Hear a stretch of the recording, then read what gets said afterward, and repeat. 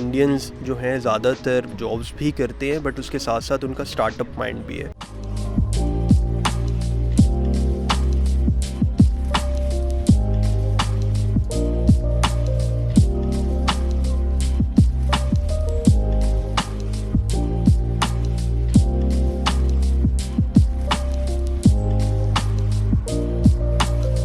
तो अस्सलामुअलैकुम, welcome to another MR guideline to Europe session.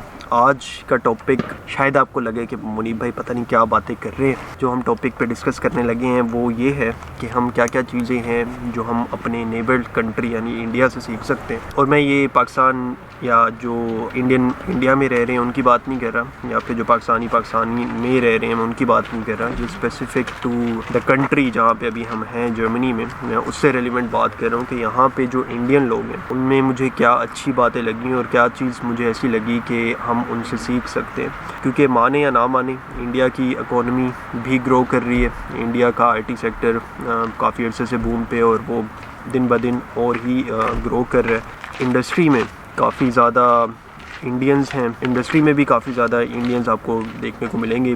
तकरीबन मैं कहूँगा कि 60 to 70% जो IT का डिपार्टमेंट है जर्मन कंपनीज़ में वो इंडियंस ने ही संभाला हुआ है। तो अब ये क्यों इतना सक्सेसफुल हो रहे हैं, या फिर क्या रीज़न है कि इंडियन लोग ज़्यादा IT में आ रहे हैं? वन रीज़न जो आपको लगता है, जो हम सारे देते हैं कि यार एक तो पॉपुलेशन बहुत है, तो आबादी ज़्यादा है, इस वजह से जी ज़्यादा लोग आ रहे हैं। But I think that's not the only reason कि हर कंपनी में आपको स्पेशली IT में या फिर जो भी प्रोग्रामिंग रेलिवेंट फील्ड होगी, डेवलपमेंट की फील्ड होगी, डाटा साइंस वगैरह, इंजीनियरिंग की इवन जो फील्ड्स होंगी उसमें आपको इंडिया का कोई ना कोई बंदा मिलेगा। अच्छा, जो पहली चीज़ जो मुझे बड़ी अच्छी लगी, जो मुझे लगता है कि हमें भी अडॉप्ट करनी चाहिए, वो ये है कि ज़्यादातर इंडियंस जब भी किसी कंपनी में जाते हैं वो एक ब्रिज के तरह एक्ट करते हैं। लाइक एक बंदा अगर इंडिया का किसी कंपनी में आएगा, वो कोशिश करेगा कि अपने जानने वाले, अपने दोस्त या अपने रिश्तेदार जो भी हों, जो क्वालिफाइड हैं, इक्वली क्वालिफिकेशंस उनकी अच्छी हैं, उस जॉब पोजीशन के लिए क्वालिफाई करते हैं, उनकी स्पेशली कोशिश होती है कि उन तक कोई भी अगर इंटरनल ओपनिंग्स होती है तो वो पहुँचाए। रेफरेंस का कॉन्सेप्ट हर जगह पे होता है, जर्मन कंपनीज़ में भी बहुत ज़्यादा है।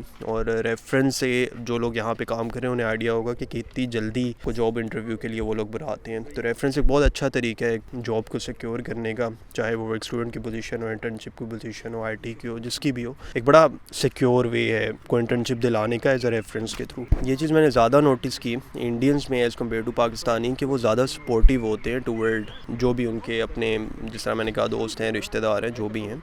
तो खैर ये चीज़ हमें उनसे भी सीखनी चाहिए। एक मेरी वीडियो थी जिसमें बताया था कि पाकिस्तान में लेग पुलिंग का कॉन्सेप्ट है कि कोई ऊपर जा रहा होता है तो हम कहते हैं यार पकड़ के ना इतना ऊपर ना जा, नीचे आ, इधर आ भाई, कहाँ जा रहा है। तो आई थिंक ये चीज़ हमें थोड़ी अवॉइड करनी चाहिए या नहीं करनी चाहिए, क्योंकि लॉन्ग टर्म में एक तो कंट्री को भी नुकसान हो रहा है, दूसरा आप फेवर क्या कर रहे हो ना आप, ये एक गलत चीज़ है जो मेरे ख्याल में हमें अवॉइड करनी चाहिए। अगेन मैं बता दूं कि जेनेरिक अगर मैं बात कर रहा हूँ, लेकिन स्पेसिफिक बात नहीं कर रहा, क्योंकि इंडिया में भी अभी कोई वीडियो देख रहा है तो काफ़ी लोग मुझे कहेंगे कि नहीं भाई ऐसा तो नहीं होता, हमें तो इंडियन बॉयज़ ने गोली कराई थी। तो मेरे ख्याल में वो भी बड़ा ना एक सेग्रीगेशन इंडिया में पाई जाती है। नॉर्थ इंडियन, साउथ इंडियन, थोड़े अपना अपना अलग ग्रुप होता है। अगर ये बात करूँ कि कोई इंडियन अगर किसी कंपनी में जाता है तो ऑटोमेटिकली वो पाथवे बनाता है बाकी इंडियंस के आने का, चाहे वो इंडिया से आ रहे हैं या चाहे विद इन जर्मनी वो लोग ले रहे हैं। तो आई थिंक ये चीज़ हमें लाजमी सीखनी चाहिए कि अगर हम में से भी कोई अपनी कंपनी में पोजीशन ओपन होती है तो हमें शेयर करना चाहिए पाकिस्तानी कम्युनिटी में। करते भी हैं, ऐसा नहीं मैं कहूँगा कि कोई नहीं करता, बट हमें थोड़ा सा इसकी तादाद हमें बढ़ानी चाहिए, क्योंकि लोग यहाँ पे काफ़ी अच्छी पोजीशंस पे, काफ़ी पाकिस्तानी लोग भी काम कर रहे हैं। जो एक जॉब पोजीशन है जो किसी अच्छी जगह काम कर रहे हैं, इसे इंक्रीज़ करके 5 या 6 जॉब पोजीशंस बनाई जा सकती हैं, क्योंकि पाकिस्तान में भी टैलेंट की कोई कमी नहीं है। पाकिस्तान की एजुकेशन क्वालिटी भी अच्छी है। पाकिस्तान में जो लोग काम करने वाले हैं वो भी बड़े पाए के काम करने वाले लोग बैठे हैं। तो एक डायरेक्ट जॉब्स का जो कॉन्सेप्ट है, पाकिस्तान से काफ़ी लोग अब डायरेक्ट जॉब्स पे आने लग गए हैं। तो मेरा ख्याल है जो भी डायरेक्ट जॉब्स पे आते हैं या इवन यहाँ पे मास्टर्स करने के बाद या बैचलर्स करने के बाद जॉब्स करते हैं, तो उन्हें चाहिए कि पाथवे दूसरों के लिए भी बनाएं।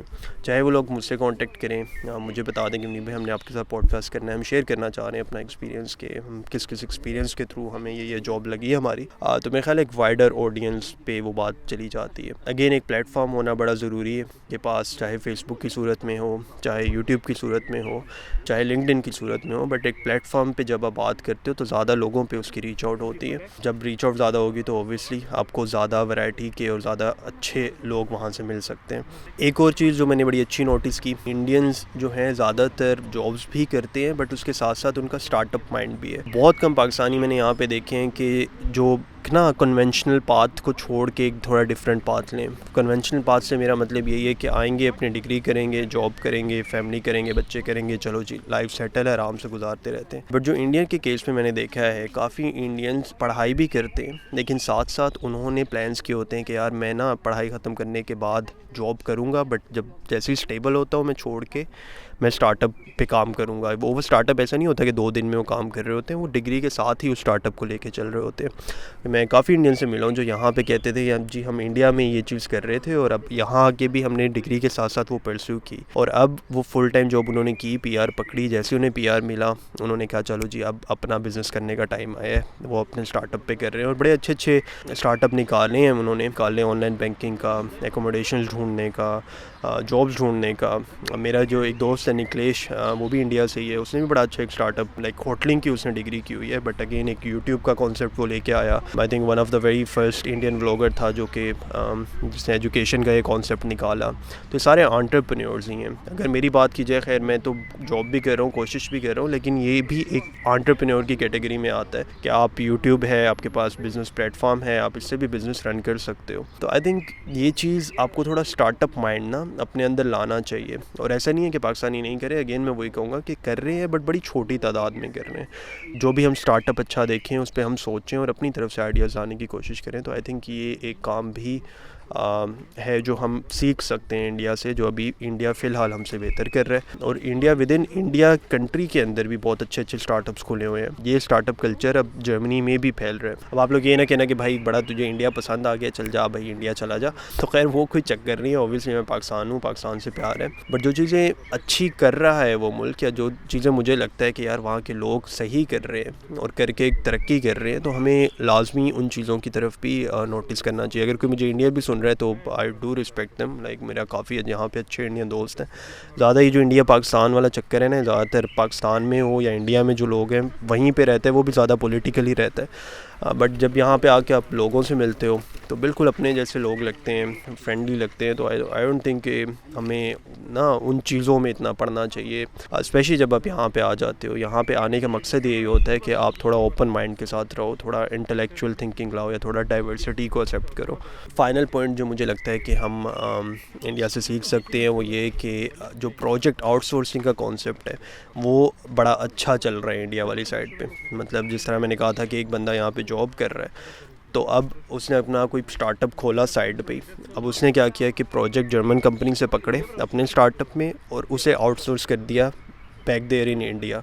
अब इंडिया में बैठे बंदे काम कर रहे हैं, आपको पता है स्किल्स तो मिल जाते हैं, लेकिन वही काम जो जर्मनी में आपको महंगा पड़ेगा आप इंडिया से करवाते हो क्योंकि लेबर सस्ती है और आपको थोड़ी चीप लेबर और अच्छी क्वालिटी की लेबर मिल जाती है। तो वो काम काफ़ी सस्ते में ये लोग करके दे देते हैं। यही है कि प्रोजेक्ट आउटसोर्सिंग का कॉन्सेप्ट यही होता है कि आप एक कंपनी में काम कर रहे थे, आपको सारा उसका अंदर बाहर का पता लग गया कि यार क्या रिक्वायरमेंट्स हैं उसकी, क्या क्या चीज़ें ये लोग बनाते हैं, किस तरह डेवलप करते हैं।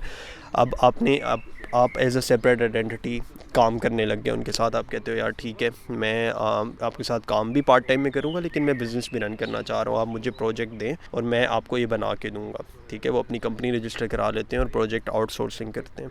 तो ये जितने भी एक्सपीरियंस हमारे पास भी काफ़ी माशाल्लाह यहाँ पे एक्सपीरियंस पाकिस्तानी है, तो आई थिंक उन्हें इस बात पे थोड़ा गौर करना चाहिए कि अगर वो आउटसोर्सिंग का कॉन्सेप्ट ले आएँ।